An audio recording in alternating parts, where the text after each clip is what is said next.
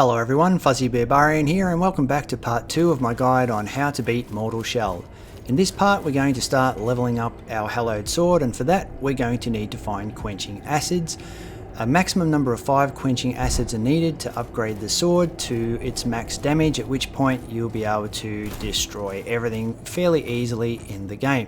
Now there's a few ways to get Quenching Acid. You can buy them. I'll just run around right now to the merchant and show you where he is. You can buy 2 Quenching Acids from the merchant. I'm not going to recommend that you do that, as it is actually quite costly. So you'll find the merchant right here, and his trusty cat next to him on the bench there.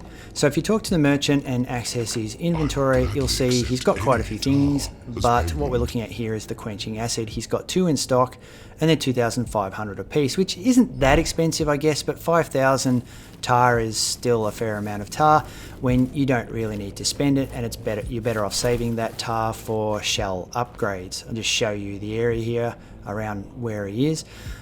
What we'll do in this series, if you want to grind for that tar so that you can immediately buy those Quenching Acids, it'll take you a little bit of time in this area where enemies don't really drop a lot of tar, but you're welcome to do that. Otherwise, I'm going to assume that you don't want to do that, and we'll just go and we'll pick up all the available tars that we can collect out in the wild. So for that, I'll go back to Cesta Genessa so that you can get your bearings, and we'll start our journey towards the first available Quenching Acid that we can pick up. Again, remember to pick up the tar spore and the welt cap whenever you leave this door, or whenever you see one out in the wild, so that they go back on a timer and you can maybe get more from them later on when you pass them next time. So just go where I'm going, follow the path that I'm taking.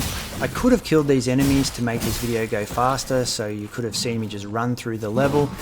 But I really wanted to kill the enemies and let you see how I do it, so that if you're a real beginner, you've got a really good idea as to where the enemies are and what to expect.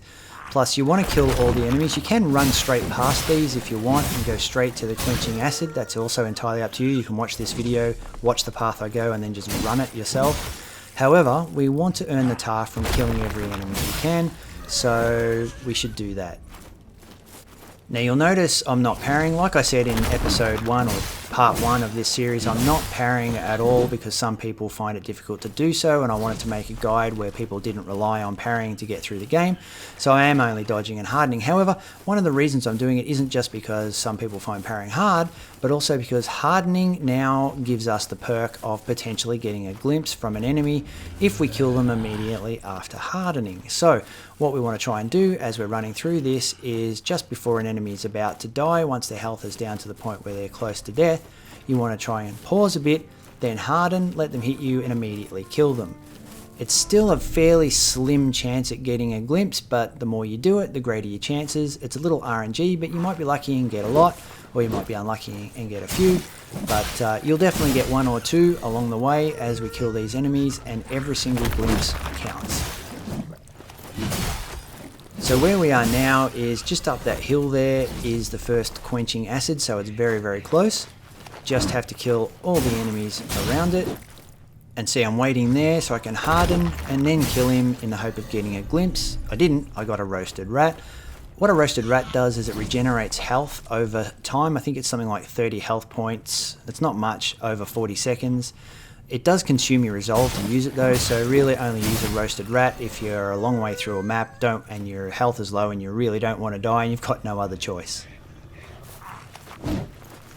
So I'll kill this guy, and there's an elite dude sitting up there nice and patiently waiting for us. I'll wait for my harden, and I'll try and harden as he attacks, and then we'll use the mechanical spike to kill him. So activate our super weapon ability. That will kill him instantly, and it worked. It got a glimpse. So he dropped a glimpse, and that's thanks to our hardening perk probably.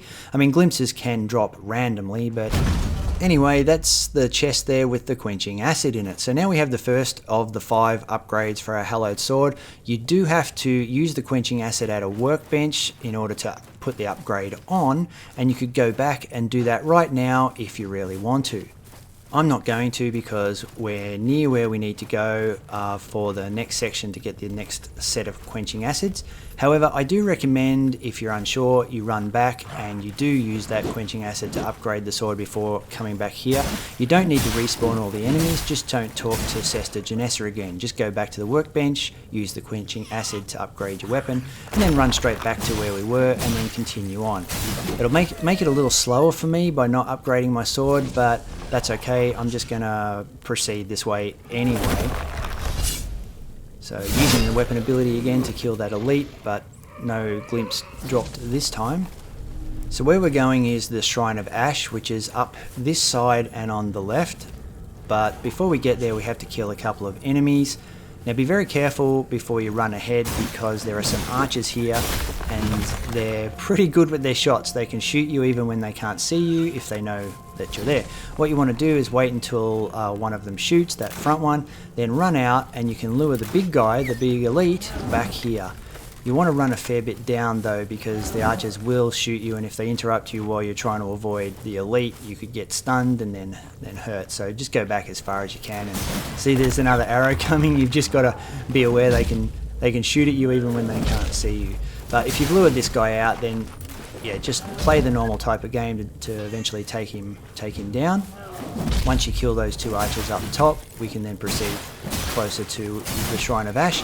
And the Shrine of Ash, which we won't go through in this part of the series, we'll go through in part 3. For the Shrine of Ash, there are 2 quenching acids that are available for us to pick up. Once we grab those, we'll be then heading out to get another 2 elsewhere. So yeah, with archers, if you get close to them, they'll put down their bow, their crossbow, and they'll pull out their weapon. So you want to try and get close to them to stop them shooting, basically. And once again, try to harden before you kill any enemy in the hope that that will drop a glimpse. I've been pretty unlucky actually, all this way so far they've only dropped 1 glimpse despite us having the perks available. Hopefully you'll be luckier and not unluckier, and you might have 2 or even maybe 3 glimpses by this point. Probably 2. Glimpses are still rare even with perks, but having that extra chance to get them really does help. So yeah, there's 3 guys behind this wall. It's best to try and lure them out one at a time. Just be patient and let them come after you. You don't want to be attacking multiple enemies at once if you can at all help it. And that is the rule with Mortal Shell. Try to lure one enemy out at a time. It's very easy to get ganked by a bunch of enemies if you just run in. Okay, and we're almost there. We just have 1 elite at the top of these stairs and then an archer on the right. The archer won't fire at you until you go up the right. The elite will come launching out at you like that though. So we'll just take him down. And by the way, these elites are fairly easily parried too once you get a handle on it. So if you do want to learn how to parry in the game properly, the very, very small minion dudes and these elites are great to practice on because they're probably the easiest enemies in the game to parry. However, you may not want to parry because parrying does cost you your resolve. And if you parry correctly, you will lose your resolve. You'll gain a segment of resolve from a single parry though, if the parry doesn't get followed up with an empowered riposte.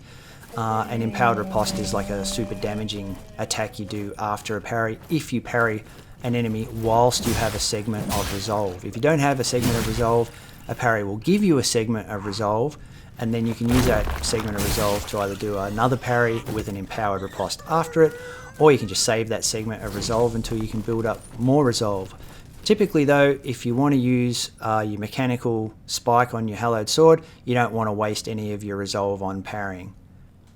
Okay, we've made it to the Shrine of Ash. Sesta Janessa is here. All you need to do is speak to her. That will create a new respawn point. The 2 quenching acids that we've come here for are further on in the level, so we'll be going through that in part 3 of the How to Beat Mortal Shell series.